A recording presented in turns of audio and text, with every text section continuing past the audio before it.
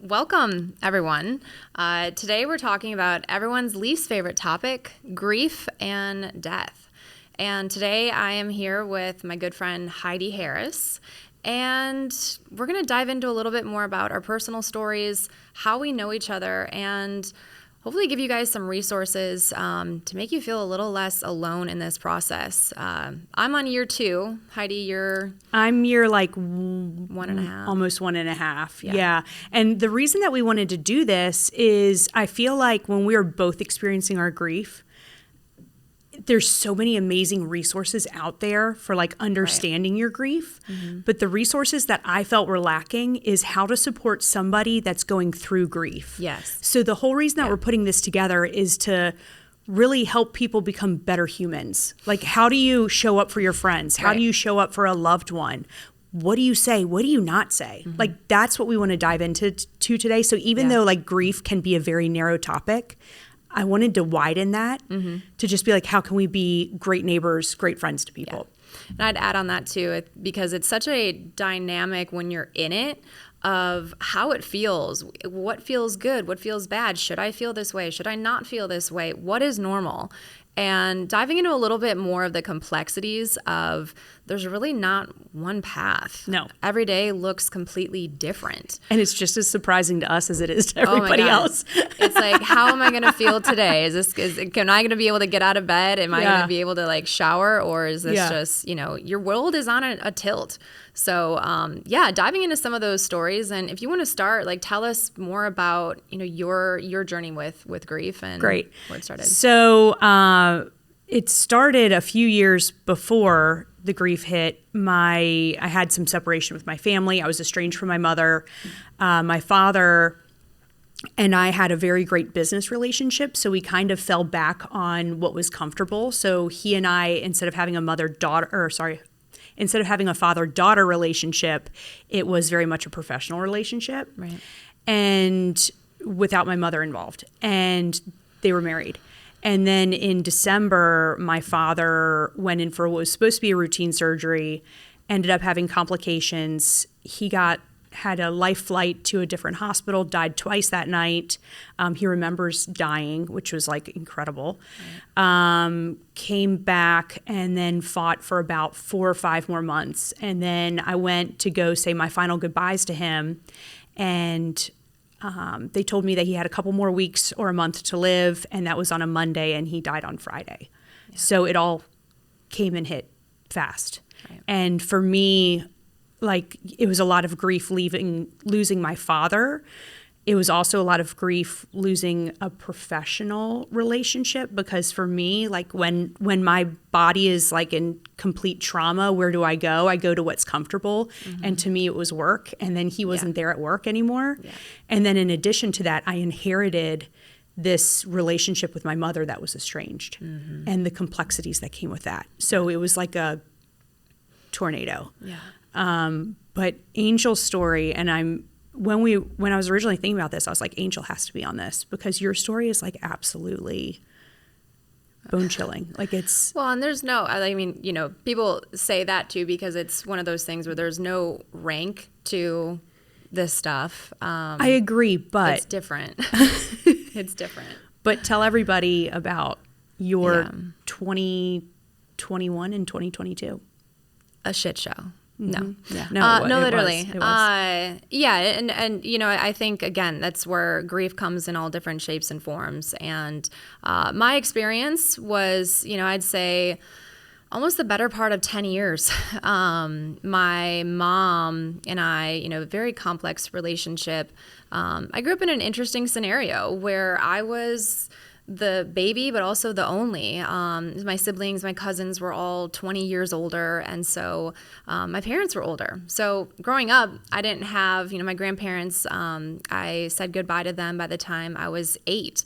Aunts, uncles, everybody was kind of gone. And so for my mom, we started seeing a lot of behavioral things happening with her, and it was something that really divided us even more. And later on found out, during the pandemic when 2020 hit, things really, really took a turn. My mom was late 60s. My dad was 85 at the time, so it shows you a bit of that age difference there. And my mom was diagnosed with, among other health-related things going on the mental side of things, diagnosed with frontal lobular dementia. And so the behavioral component takes shape in a lot of different ways, where when I say the grief process is 10 years, it's because, in that stage, you're saying goodbye to this person year after year after year, and they just become someone else. And so when it comes to 2020 and 2021, I could go into a slew of stories about, how those times looked, all the chaos that ensued because of the situation. But my mom had diabetes, as well as several other components of her health, including behavioral dementia. And essentially, it was the myriad of things that took her life. And having to make those decisions, because it comes down to dignity. It comes down to, is this person living a quality of life? Yeah. Would they want to see themselves in this space? And as somebody that loves them, it's have to, nothing else matters at that point. Nothing else matters at that point. And so my mom passed away in November of 2021. And my dad was 87, and it was kind of this wild day. It was Halloween night. I remember, my mom was in the hospital again. She had was diagnosed with schizophrenia at this point, so it only progressed even worse. And Halloween night, she gets sent to the hospital because of one of her diabetic ulcers had become, worse. And the same night, my dad falls and breaks his hip. So if you've ever had an elderly, person fall, it's not a good thing. So essentially, my mom, she passed away several weeks later, which we thought was going to be a 2-year plus process. She was on palliative care. And my dad just couldn't recover after the rehab process. So he died about 6 weeks later. Also, broken heart. Broken heart, absolutely. Yeah, absolutely. I mean, both of them, Yeah. Just pure chaos. And then, during this time, I also was dealing with family estrangement. There's people that don't know how to deal with death, deal with grief. And, I had someone very close to me just disappear from my life without even mentioning anything about, grief or goodbyes. This was her aunt and her godmother. And then about 3 months after that, my best friend took her life. So it was just, it was a period of all different types of grief. And that's something that we're going to go into also, is the different types the of different grief. types. Yeah. There's the type where you're saying goodbye for so long, the type where you see, my dad, 88 years old, this long, beautiful life, this random of just pure disappearance. And then somebody that you were about to go, plan your vacation with the next week, gone. So, I think you even mentioned also, types of grief, there's all types of grief. It's not just death. It's death, I think, is what everybody thinks of. Right, because right. it's probably, look, we're not therapists. We're not trained in that. It's the most normal type of grief. That's what you right? associate death with. But a divorce has grief. Job loss, a child going to kindergarten, right? Yeah. Because then it's not your baby anymore. There's grief associated with that. Kids going to college, all of a sudden you're an empty nester. There's grief with that. Yeah. There's grief in so many different areas, and that's why breakups are so hard, right? Because everybody's like, oh, it's a broken heart. Yeah, but it's also grief, right? So the reason that we did want to get here is so that the reason that we wanted to sit down is because if you are with somebody that is going through a really hard time, it's so much easier not to say anything. It's easy. But when love dies, you need somebody to come in and love you more than ever. Yeah.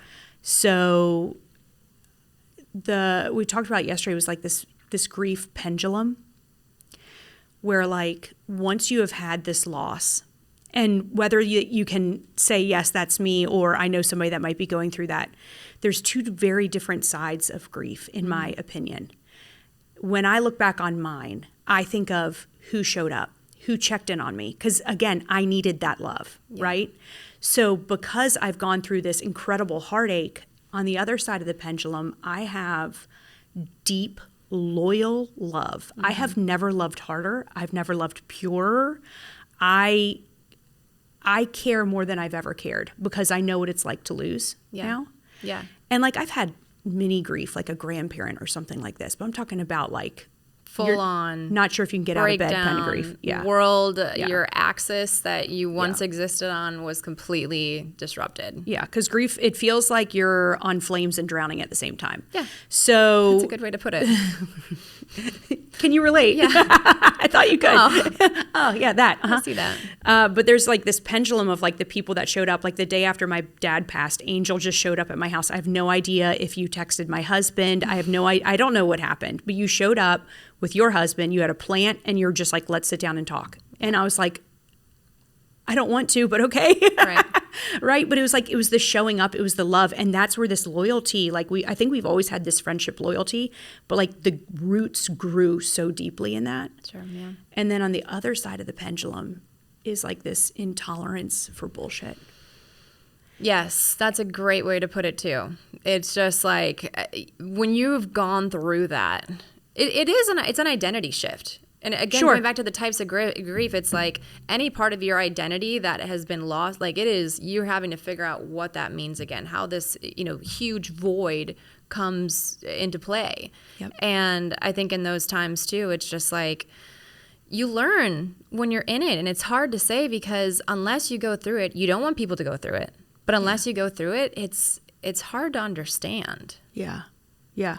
And it's okay to say, I don't understand. It's absolutely okay to say. I'd actually rather somebody say, hey, I've never been through what you're going through right now. Right. But I love you and I'm here for you and I'm praying for you. Mm-hmm. Rather than somebody be like, oh, this one time my high school boyfriend broke up with me. Right. That goes into the pendulum of intolerance. Right. It's just like, okay, you have no idea what you're talking about. But yeah, so with you, I know that you just went through all of your firsts, right? Celebrating, honoring the day that your mother passed, your father, and then your best friend. Mm-hmm. What was year one like for you? Every one of those was different. And different relationships. Okay. I think no matter how complex my relationship with my mom, I idolized her. I loved that woman. And I know that she loved me as crazy and bizarre as our relationship had been. But I think, more so, I think our bodies know that we're going through something before we allow our heads to. It's wild. Crazy. Yeah. Because I've always been hyper independent. I mean, that's a part of my upbringing as well as, growing up with older parents. It's just like, I was me. I did my own thing. It was like my mom, my dad, and Angel. Mm-hmm. But I think year one for me, and especially, anticipating, the first was with my mom. I'll be honest, I think in my head, I was like, I got this. I'm good. It's several months later. I got to pick myself up, got to move on, got to make something of myself. I wanted to do nothing but I want to honor them. I want to live in their memory. And so I was doing a lot of like wearing her jewelry or things like that. And honestly, the day hit and I was a complete and utter, I was in the fetal position, crying, screaming, kicking like screaming. I was mad. I was mad. It was like I was like having a temper tantrum because of this, and it's just like this uncontrolled. And I think at that point I realized, I was somebody that like when you grow up in chaos, crying and showing emotions doesn't really work because like you need to get to a safe space and deal with things yourself. And so I think at that moment it was this flood of this release of some of that. Interesting. And then for my dad, it was like, oh, I miss him so much, but I'm so amazing, Bob. Yeah, he was just this incredible human, and everyone, he had his faults. He had his faults too. But like, that day came, and like, of course, I was crying, I was sad, but I was going through photos and telling stories with my husband, and I think the oddest part for me with my girlfriend's passing was even after my mom and my dad, I had more of a physical grief experience, whereas with my girlfriend, it was so mental. It was so emotional. Why do you think it was? Because of her age, maybe? I think it was because of, when someone takes their life, it's just this immense questioning of like, what could I have done? Sure. Could I have helped this? You talked to her How did you the not week, know? days before, had no idea. Yeah. And then it's just like, so it was this interesting space of like disappointment. I was frustrated. I was scared. I was worried. How do I not see this in other people? But then also it's like this complexity of like, how could I have helped? And what takes somebody to that point? Where was I? And so, it was very different in each stage of these things. But those days, those first birthdays on your own, first holidays on your own, I mean, these are your people that you call right away. Yeah. I mean, I was thinking about, there's a book that I really wanted to read that I wanted to reference, and I go to text her. Or, you type someone else's name. I remember I was typing in the name Jen, and her email pops up first. And it's like those little moments were just like, phew. So I love the description. I don't know if you've seen this, but it's like grief, like it doesn't shrink. Your life just grows bigger around it. Yep. And I think that's the best way to describe it, because I also think that about trauma. Like these are traumatic experiences in your life, and it's like you don't just heal it. You don't just stop missing your mom and dad and your best friend. You don't just stop missing these important people in your life, but your life starts to build around it. Yeah. And I don't know, what was your experience with that? I mean, you had your first. Yeah, year one was odd because I'm a bit of a control freak. So me and my therapist were working together on a game plan, because she was like, you need to figure out a plan of what you're going to do. Yeah. Because if not, you're going to be dreading it leading up to it. You're going to be dreading the whole day. Like you need to take control over the day, or the day's going to take control over you. Yeah. And I was like, that makes sense. Yeah. So we, me and my family, I have a husband and 2 little kids, and we did, those Chinese balloons, like you light them on fire and like they float up. Mm-hmm. So the idea was, let's write letters to my dad and float it up to heaven and like thank him and, have like beautiful moments. Love it. And so I invited my mom to FaceTime, and she did not want to be a part of it. It was too painful. Yeah. Same with my brother. So sorry I don't know why that got me emotional, but it's okay. That's what when we're talking about this. I know it just feels so like lonely. Yeah. Thank you. I was the one that was like, "You're not going to cry, Angel. You're going to be fine." It just feels really lonely going through it, and the people that were put on this world that were supposed to love you no matter what. Yeah. Aren't showing up for you. Yeah. But then like friends like you were like, here's a paragraph about like me supporting you for the day. And to me, as hard as trauma and as hard as the grief has been, it has been such a blessing in my life. Because now I know who my people are. Mm-hmm. I know when shit hits the fan, who I can go to. Yeah. Yeah. And there's this saying, I think it was Maya Angelou, that said, when people tell you who they are, believe them. I believe it. Yeah. Now I know. Yeah. And also it's okay. Like it's okay to have friends that are good time friends. Mm-hmm. It's okay to have friends that are like, I understand your bullshit. Let's go through it together, right? Mm-hmm. And so I've gotten this gift of categorizing all these amazing people I have in my life and where they fit in my puzzle piece. Because how you recommunicate and how you show up, it differs to those people too. Absolutely. I like how you describe it as a gift. And It is. Like I as hard as it was, I'm so grateful, because before I was just giving everybody like, that's my ride or die or whatever, right? And then I was like, oh, I got it. You're not BFF, you're just BF, or you're B. Or just B. Yeah. Just Fs. Yeah, just That some sounds Fs. a little... No. But anyway, so like it was really hard. Like the morning felt very lonely. Sorry. And then after that, one of my friends invited me over to her house. We got together. We had a good time. And it was a good day. And I was so grateful to have it behind me because then all the firsts were gone besides the funeral. Yeah. And the funeral first was like not a big deal for me. It was like, oh, cool. Like something that showed up in Time Hop. And I was like, oh, cool. That's great. Yeah. So that was fine for me. But I hope that year 2 is easier. But you said that you've heard opposite. I've felt opposite. And, I think that goes back to kind of what you said is like with your mom and your brother, like people will experience grief differently. Yeah. And it's really hard to be around those people, especially if, they had their own complex relationships with the people that you lost. And I know, even with my sister, it's just like she only wanted to talk negative things about my mom. And I'm like, I'm not there. Yeah. I can't do that. I can't do that. Yeah. And I think, honestly, I think year 2, I was in complete shock.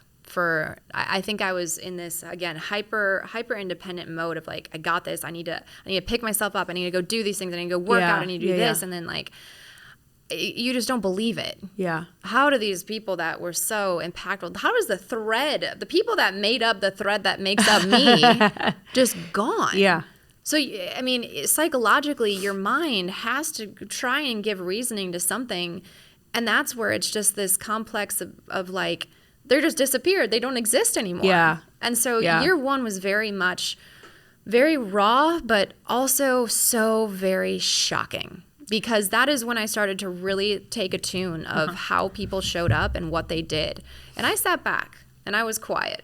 And I was just observing how people responded around me. Year 2 has been harder because as people that are empathetic or people that, carry a lot of this. I mean, I love my people and I will be so loyal to a fault. But then you start to see when people show up, you've got to believe them. Yep. And I think that is, I will agree with you. It's been the greatest gift that I've been able to see is just people will take and take and take and push and push and push. And sometimes it's okay, no matter who they are and what your relationship is, to say, I'm done. Yep. This is my boundary. Yep. So as much as I'd like to say like, oh, you're smooth sailing, grief's going to be fine. You're fine. Year 2 is great. I mean, I haven't had kids yet. Yeah. And that is the one thing that like I'm excited for. But at the same time, I'm like terrified because you want your parents to be there. And yeah, it's like, I don't know how grief's going to show up when that comes, or grief comes when, other things happen. See, dang it. I thought I wasn't going to Now I'm getting contagious. But yeah, so needless to say, going back to what we were talking about is like, it's just something that grows around you. And I don't want to let it go, because what scares me most in the days that I was so, there was a day where I didn't think about my mom and dad for the first time, and it scared the shit out of me. Because I instantly went to, oh my God, will I ever forget them? And that was scary. That was the scarier part for me, was thinking that I'll ever lose grief. Because I don't want to forget them. I don't want to stop talking about them, living in their honor, etc. I want to carry on their legacy. So I think it's interesting where we want to be so, oh, I'm over this. I'm going to put this in this box, file it away into this cabinet. We're good. Grief is gone. Yeah. But it's something that will always be here. And so you can either choose to bury it and put these layers on top of it, and that's okay, just different. But it's not going to go away that way. It's not going to go away. But do you want it to go away? Trauma? Yeah, you're going to want trauma to go away. The things that I continue to think about throughout this experience and how people treated me, yeah, I'd love to forget about that. But that too is not something you just grow around it. But grief, I think it's another, we're pulling out all the quotes from all these different things that we're seeing, but it's love with nowhere to go. Mm-hmm. And that was one thing that resonated so well for me because, you want to share these things with your people. Yeah. And yeah, sometimes your relationships with these people weren't the greatest, but you still want them to be there. So yeah, I think I can't say that year 2 is going to be better. Maybe year 3 is going to be worse. Maybe year 10 is going to really hit you. But I think it just depends on how life fills in around it and how people continue to show up. Yeah. And what you learn from it is what makes it a little bit easier. Well, through your experiences, how did you feel you were the most loved? Like if you are somebody that's trying to support somebody in grief right now, what would you tell them to do? Because I think most people are just like, I don't know what to say. So what tips would you give somebody? Yeah. I mean, if I was giving something to somebody, I mean, and again, I understand that it's an uncomfortable conversation in our society. We somehow think that we're going to skip this aspect of death. I know. I don't understand it because it is, and this is what my dad's hospice nurse said that I loved so much, is that the 2 things that we are made for in this world, coming into it and leaving.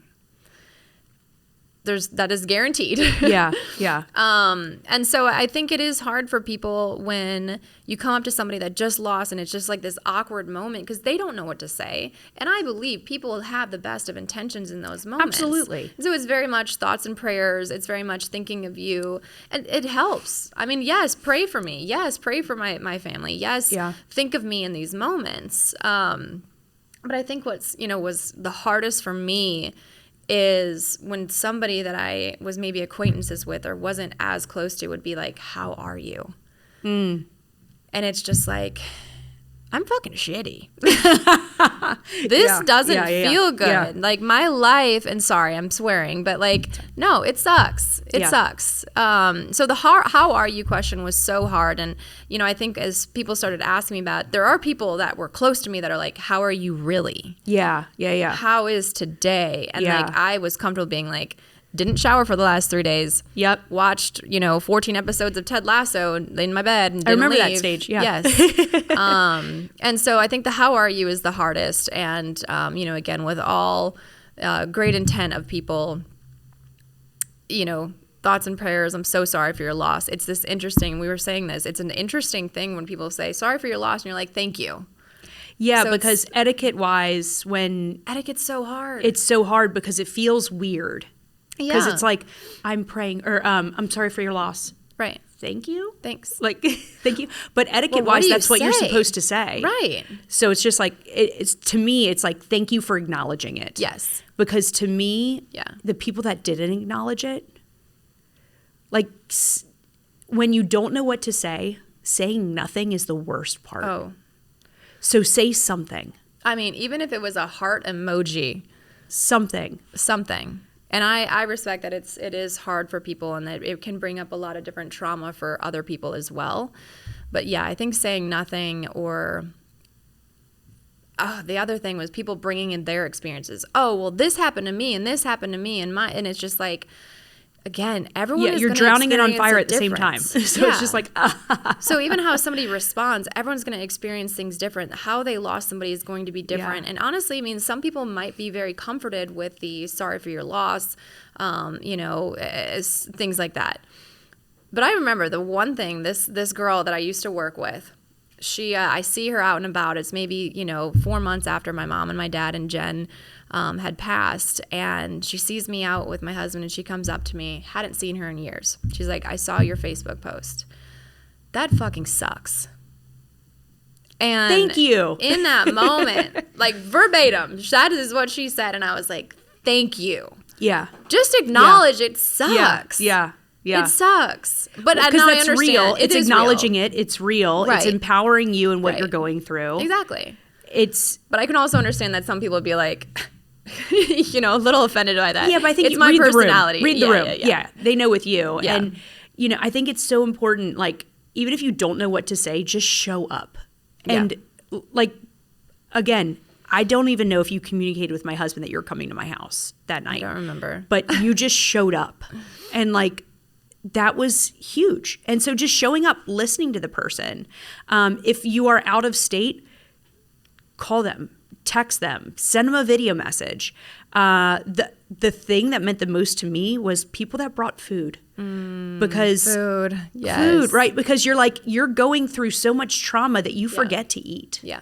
And then, like, for me, like, I had little kids, and it's just like, I'm calling people to tell them that my dad is dead. Yeah. I don't have time or the bandwidth to like figure out what's for dinner tonight, kiddies. Yeah. You know, so like that was huge. The people that showed up and brought food. And you know, if you're like, well, I want to do that, and like even out of state, like just sending something, just be like, hey, I'm going to send you something. Yeah. Do you have any allergies? Right? Just send a quick message like that. Just making sure that everything's good, and then send it.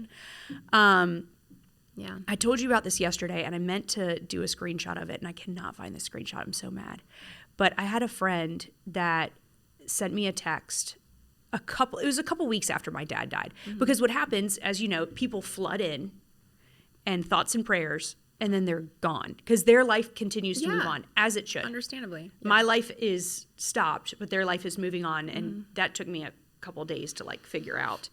But she sent me this text, and it was, hey, I'm thinking about you, and I have 3 things that I can do for you. And it was very specific. Pick the kids up from school. I'll feed them. I'll bring them home in time for bedtime. Another one was like, let's go out on Saturday, just me and you. Let's go have fun. And I can't remember what the other one was. Maybe just like, let me bring you some food. You know, what are your allergies? But having somebody that went to me and like gave me the power of picking between those things, it made me feel really freaking important. Yeah.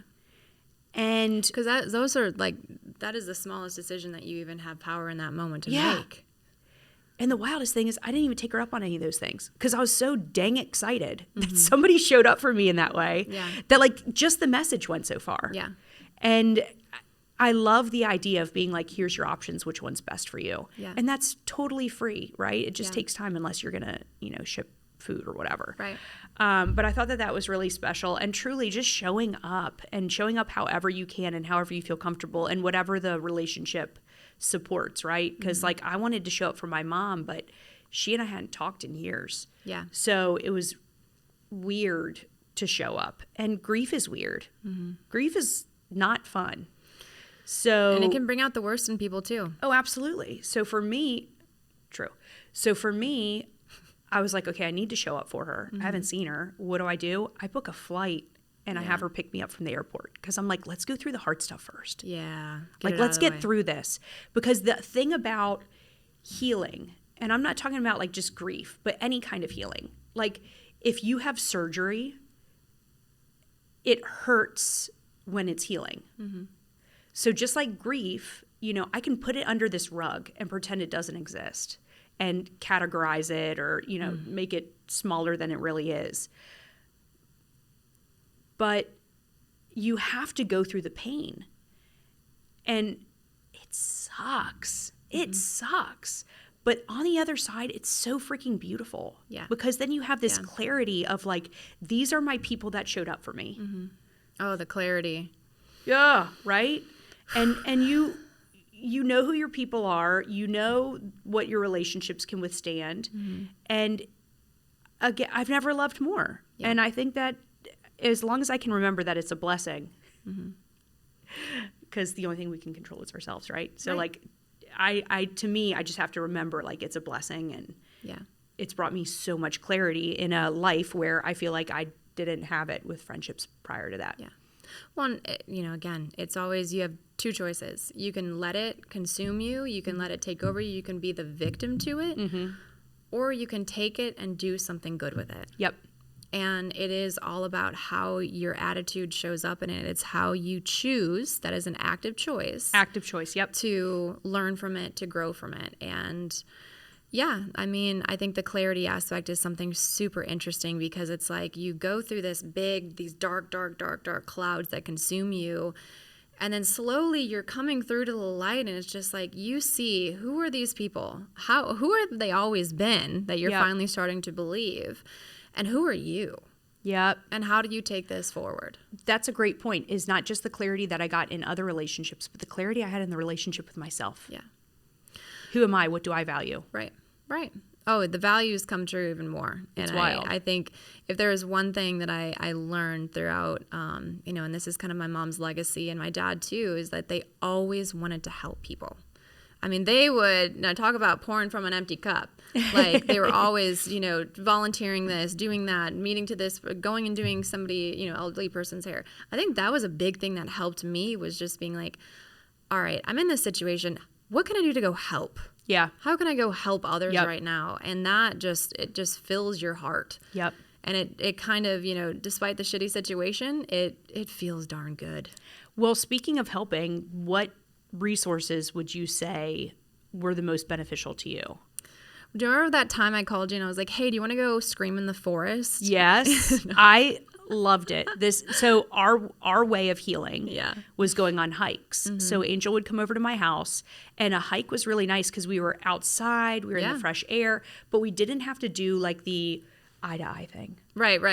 Because you can just like walk and think, and it's like the think. stream of consciousness. And it's safe. It's quiet. I'm so glad that we did that. Oh, yeah. I think that was really good medicine for us. Yeah. And then the moment where you're just like, and I remember I did this too, is, another girlfriend was just like, do you want to go scream into the ocean? And I'm like, Yeah. Yeah. Kind of. God, yeah, that felt good. So if it wasn't crying, I remember I was just like out there, I'm like, as loud as I can. Yeah. And I'm like, dang, that felt good. Yeah. That felt good. You got to release this stuff. Because again, you talk about like, if you are just putting this down and trying to get away and trying to carry on with your life, it will show up. Yep. It will show up. It'll show up in a physical way. And I definitely believe, our bodies are energy. There's meridians of energy all across our bodies. And if you try to just hide these things down, it will show up in physical ways. Yep. It'll manifest as, I don't know, illness, disease, stress. I mean, and that's not something you want to carry with you.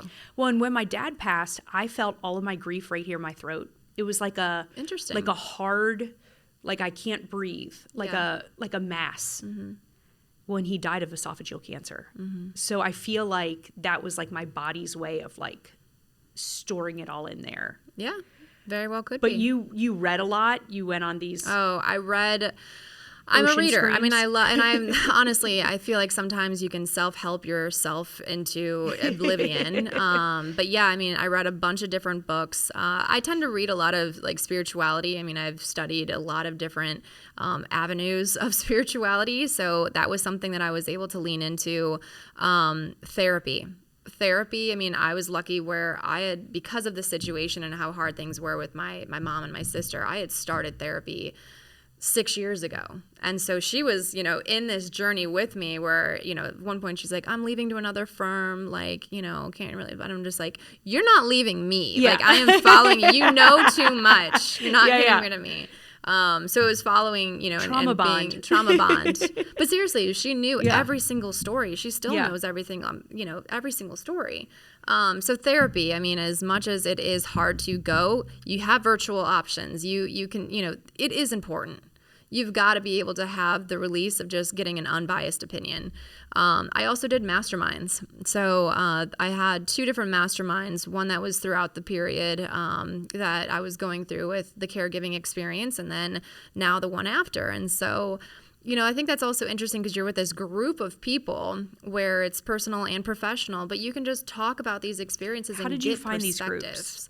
I feel like they find me. No. I don't know. Came to me. One was one of my best friends had started this. She's a professional executive coach and a life coach. So she started this mastermind throughout the pandemic. And then another, similar experience, one of my girlfriends, she was an executive at Red Hat and left to start a coaching business. And that's, I was just lucky to be, I guess, right place, right time. Got it. Masterminds were great. Physical fitness. And you know what? Actually, I'm going to go back. I think one of the smartest things that I did, especially in early grief, is even like having a glass of wine or what, I stopped drinking.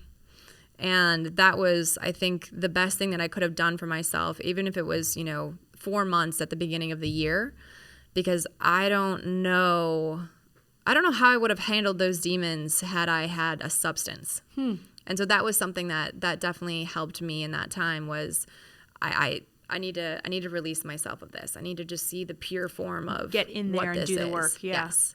The other resource that I would say, I said physical fitness. I think I kind of have beef with the wellness industry because we seem to think that you can consume your way out of these things, that, your matcha latte and your lavender bath and your yoga class. And no, it helps. It makes you feel good from an exterior. But like, as you said, you've got to get in there and do the work. Yeah.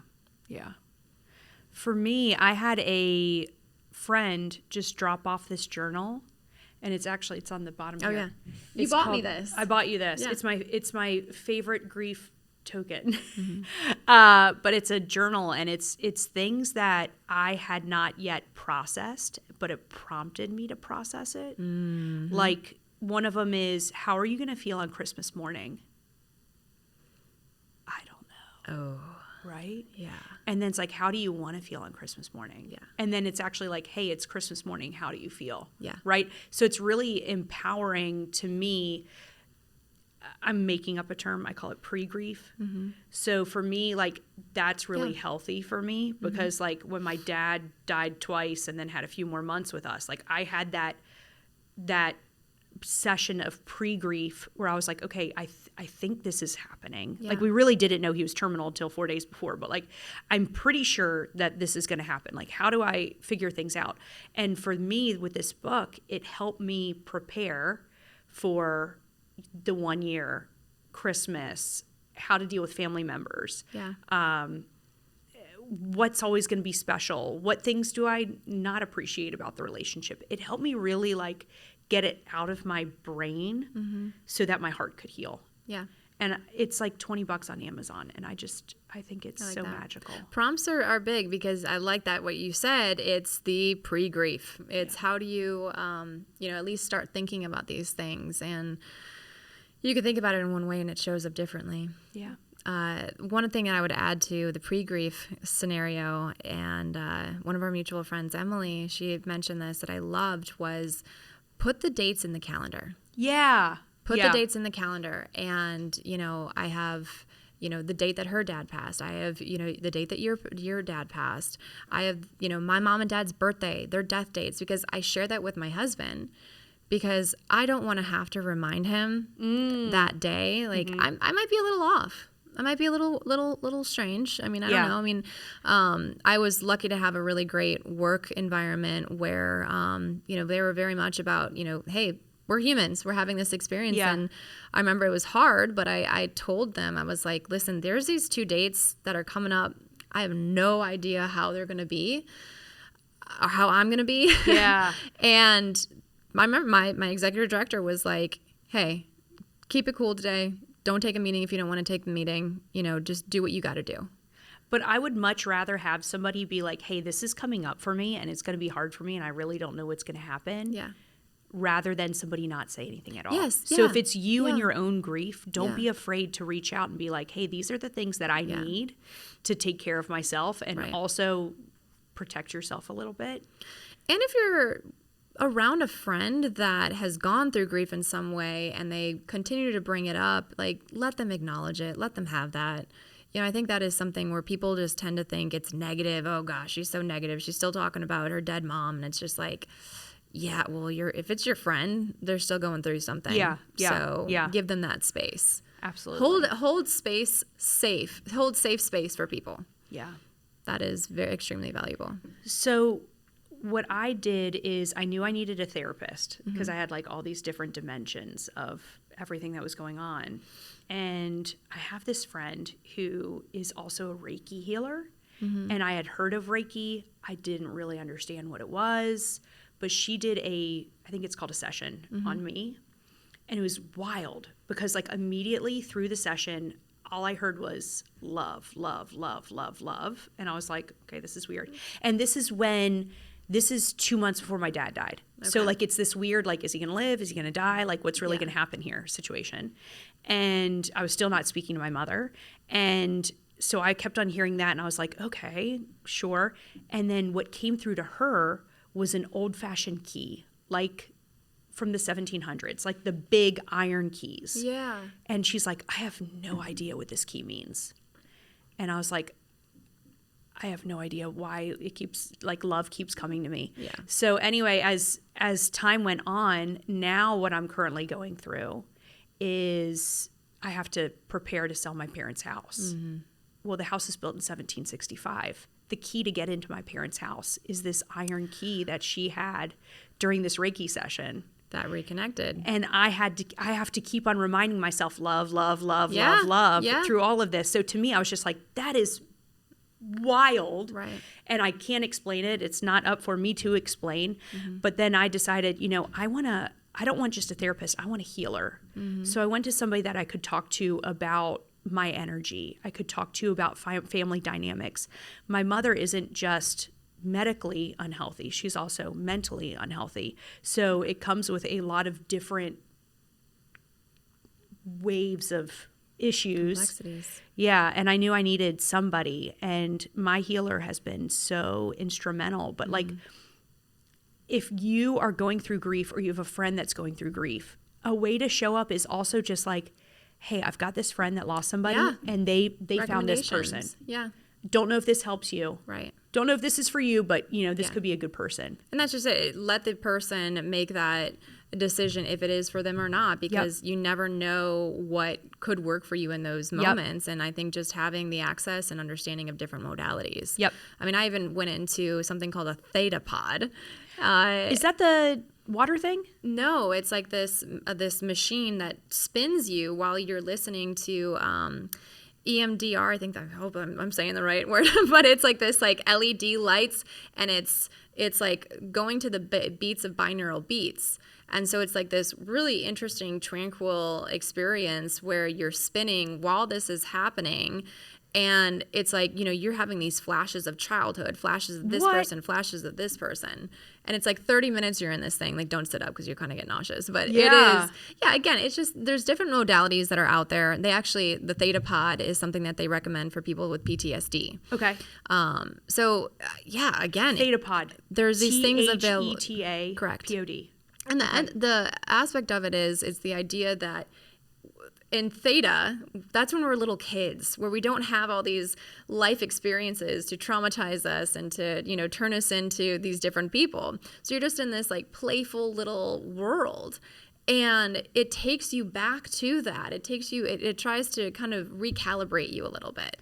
So it's an interesting experience there. And, again, it's whatever works for you. I think for me in the process, and I've talked to you some about this, where I grew up in a very Polish Catholic household. And after I graduated, after 12 years of Catholic private school, I'm like, I'm done. I'm out of this. Like, I spent the next 10 plus years exploring, Buddhism, yogi, like, different aspects of spirituality. And, honestly, I will say, like, as much as I've tried to explore, like, what avenue, of my beliefs, I never stopped praying to God ever since I was a young kid. And I think this experience is also, and again, this is not for everybody, but it brought me back to this understanding, like, if I just take the lens of these things off and this organized religion off, reading the Bible was something that was extremely helpful to me, because it was the one thing that had all the answers. It's the one thing that, at least just my conversations to a higher being, whatever that being may be, comforted me. Yep. Because I could just say, all right, I'm giving this to him. I'm giving them to, and maybe that's, maybe you read the Bible, maybe you read the Torah, like whatever, Quran, like, but have something. Whatever. Has something. It pulls the intensity off. It absolutely makes does. you realize, okay, wait, maybe I'm not in charge here. Right. Well, your brain maybe it's not all about me. And your brain can't process these things. Yeah. To literally think of somebody just not existing anymore, that's I think you mentioned the full human experience. Like, it's the full human experience. It's very, and I don't push that on anybody. Like, I offer that as that's something that could work for you. I've read a lot of different books. I mean, this one on top here, that really helped me think of the idea of, like, what is being? Being can be any different form. What is this book? Master Eckhart, To Whom God Hid Nothing. Okay. And so it has a lot of those answers. He's a 1400s German monk.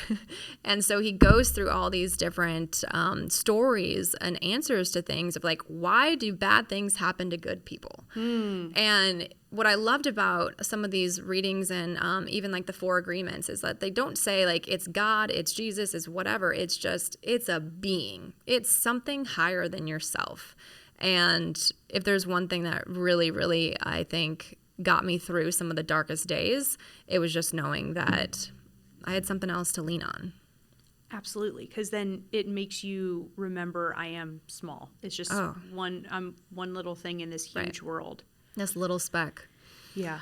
So it's like we've got a lot of different resources, recommendations, and we'll put people them in could read them all. Yeah, we'll list all the resources that have helped us. Some people could absolutely hate them too. That's fine. Yeah.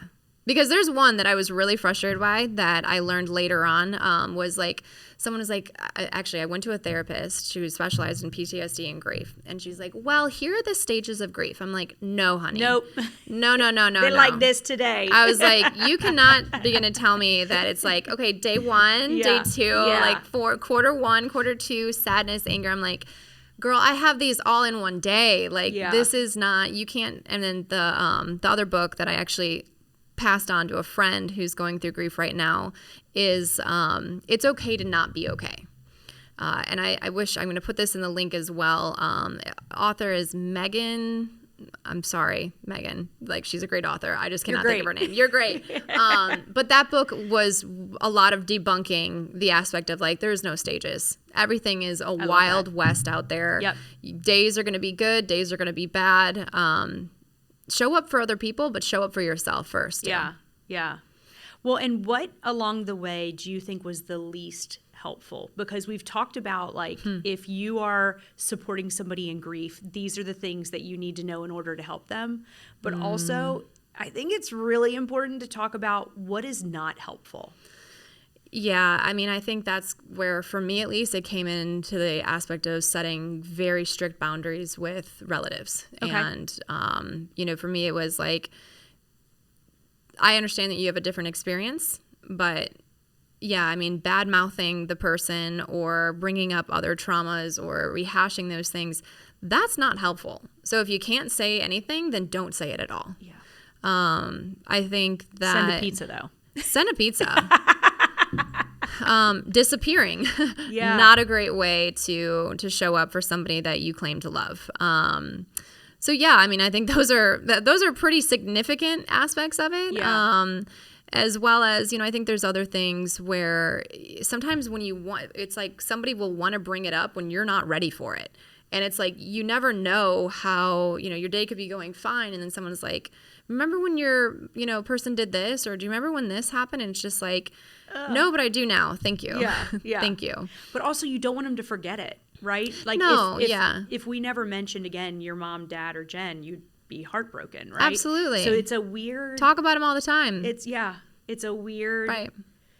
And maybe there gets to be that time too, is like, again, the complexities of someone's relationship where you get to the point where you're like, all right, I'm ready to kind of hash out what this complex relationship that I had and the trauma that I experienced. But I think there's also a period where you got to respect the fact that, regardless of your experience, someone's life ended. Yeah. And I mean, I feel like those are really big things to do wrong. So I think if you're coming at with here's pizza, just show up. Show up. To me, the thing that got me the most when I was going through like my early stages, like I'm talking about like the first month, was people that made the grief about them. Oh yeah. And not about the me. Comparisons. Well, it was more like, I've been really busy. Sorry I haven't reached out. I've been really busy. My world just stopped. Don't care. Yeah. Like you just took the beauty of that conversation and made it all about you, which took the beauty away and made it painful. Yeah. Or the people that are comparing, and they're like, well, one time my gerbil died. And it was like, oh my gosh. So it's just the things that I would not to say to somebody in grief is don't make it about you. Show up. Send pizza. Yeah. Pizza's always great. Yeah. Yeah, and again, I think this goes to the people that are trying to show up for the people. It's like it's hard, and I guess for me, I gave a little bit more grace to some that didn't reach out because I'm thinking like sometimes it triggers people. Sometimes death can trigger something in someone else, and so if they didn't show up, I at least just want to know like why. Why? You know, if you were scared to, okay, just tell me you're scared. Yeah, be honest. Be honest. Yeah. But you kind of walk around like this monster when you're like, I'm this big pile of grief. Like, well, and people don't want to be around that. No. Right? Like it's safer for them not to be around Yeah. that. And humans by nature, Yeah. we want to avoid suffering. Of course. So it's Of not course. fun being like, your best friend just killed herself. Let's hang out. yeah. Right? Like Yeah. that's not comfortable. Yeah. But also real friendship Right. isn't that. You know, that's another thing that I'm going to bring up too, because I noticed that I actually had a scenario with a boss that I think there's also this societal kind of thing that happens when we use terms that are very triggering without the intent of knowing, where, you know, someone was like complaining about their job and the president of this company was just like, if I have to do blah, blah, blah, or talk to this person again, you know, I'm going to kill myself. And it's just like, can you not? Like, that's not cool. Or when you start to say, like, you know, oh, this person, like, she's got dementia, like, you know, like, forget about her or whatever. And it's just like, that's a human being. Yep. So I think there's also, like, That's very these fair. terms that we use still in our world that are just, I don't know. You know, it's hard to just tell people, like, understand empathy, because not everyone will grasp it until you grasp it. Well, I didn't think that was going to hit me until in that moment I had to go off my Zoom camera and have a meltdown because I'm like, don't joke around about that. Yeah. Because people are suffering out there. Yeah. Yeah. Well, and I also think it's okay that if you have a slip up, say that this person was like, I'm going to go kill myself, right? And like it hits you to be like, Angel, I am so sorry. Like that just came out of my mouth. Like, yeah. but Own it. also like what a way to build trust back by taking ownership. Like I said that and I should not have. Right. And I am very sorry for saying that. Right. That's okay too. You don't have to be like, oh my gosh, I said that. I'm so embarrassed. Like, let me go hide my head. Or like talk to somebody else about it. Like, Yeah. Deal with the, yeah, because what is it? The unconscious bias. Like we have these things in our head and we're conditioned in some way by, you know, our environment. So it's like, it pops up. It's fine, but acknowledge it. Because I think we can all be a little bit more empathetic to other people. And we're all going through some stage Something. of crazy. yeah. And with the awful grief also comes beautiful things, right? That's just how life goes. Oh. The one thing that I will also add to the things not to say somebody who's grieving is the know-it-all. Like, don't be the person that tells the person grieving how to feel. Oh, yeah.